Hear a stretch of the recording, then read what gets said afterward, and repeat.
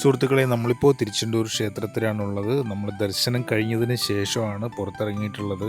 സമയം ഇപ്പോൾ 2 മണി കഴിഞ്ഞിട്ടുണ്ട്. ഈ ഒരു സമയത്ത് നല്ല വെയിലും നല്ല ചൂടും തന്നെയാണ്. സമുദ്രത്തിനോട് ചേർന്നിരിക്കുന്ന ഒരേയൊരു മുരുകക്ഷേത്രം ഈ ഒരു തിരുച്ചെന്തൂർ മാത്രമാണ് കേട്ടോ. ഈ ഒരു ക്ഷേത്രത്തിൻ്റെ പരിസരത്തായി ധാരാളം മയിലുകളെ നമുക്ക് കാണാനായിട്ട് സാധിക്കും.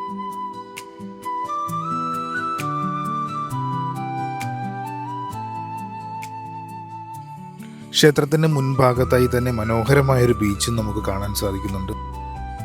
ഇവിടുത്തെ ഏറ്റവും വലിയ ഫെസ്റ്റിവലായിട്ടുള്ള ശൂരസംഹാരം നടന്നിട്ടുള്ളത് ഇന്നലെ ആയിരുന്നു. വർഷത്തിൽ ഒരിക്കൽ മാത്രം നടക്കുന്ന ഈ ഒരു ബിഗസ്റ്റ് സെറിമണി നടക്കുന്നത് ക്ഷേത്രത്തിന് മുൻഭാഗത്തുള്ള ഈ ഒരു ബീച്ചിലാണ് കേട്ടോ. 5 ലക്ഷത്തോളം ജനങ്ങളാണ് ഈ ഒരു ബിഗസ്റ്റ് സെറിമണി കാണാനായിട്ട് വരുന്നത്. ക്ഷേത്രത്തിൽ ദർശനത്തിന് വരുന്നവരെല്ലാം തന്നെ ഈ ഒരു സമുദ്രത്തിൽ കുളിച്ചതിന് ശേഷമാണ് ക്ഷേത്രത്തിനുള്ളിൽ പ്രവേശിക്കുന്നത്.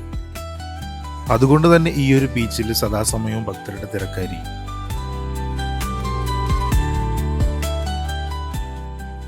ഇവൻ ഈ ക്ഷേത്രത്തിന്റെ തന്നെ ആളാണെന്നാണ് ഞാൻ മനസ്സിലാക്കുന്നത്.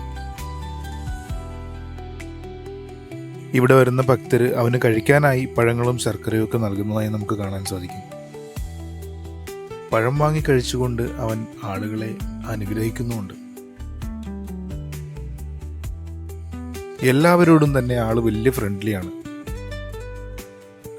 സമുദ്രത്തോട് ചേർന്നാണ് ഈ ഒരു ക്ഷേത്രം സ്ഥിതി ചെയ്യുന്നതെങ്കിലും ക്ഷേത്രത്തിനുള്ളിലെ നാഴിക്കിണറെന്ന അത്ഭുതകരമായ ഒരു കിണറുണ്ട്. ഈ ഒരു കിണറിലെ വെള്ളത്തിന് ഒരു അല്പം പോലും ഉപ്പരസമില്ല എന്നുള്ളതാണ് അത്ഭുതം. ശൂരനിഗ്രഹത്തിന് ശേഷം മുരുകഭഗവാൻ തന്നെയാണ് ഈ ഒരു നാഴിക്കിണർ സൃഷ്ടിച്ചതെന്ന് പറയപ്പെടുന്നു.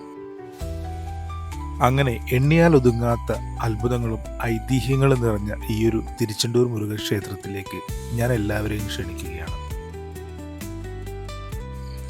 കാരണം ഒരു വിശ്വാസി എന്നതിനേക്കാൾ ഉപരി ഏതൊരു സഞ്ചാരിയും ഒരു തവണയെങ്കിലും കണ്ടിരിക്കേണ്ട അത്ഭുത നിർമ്മിതികളിലൊന്നാണ് ഈ ഒരു ക്ഷേത്രം. അപ്പോൾ അടുത്ത വീഡിയോയിൽ കാണാം.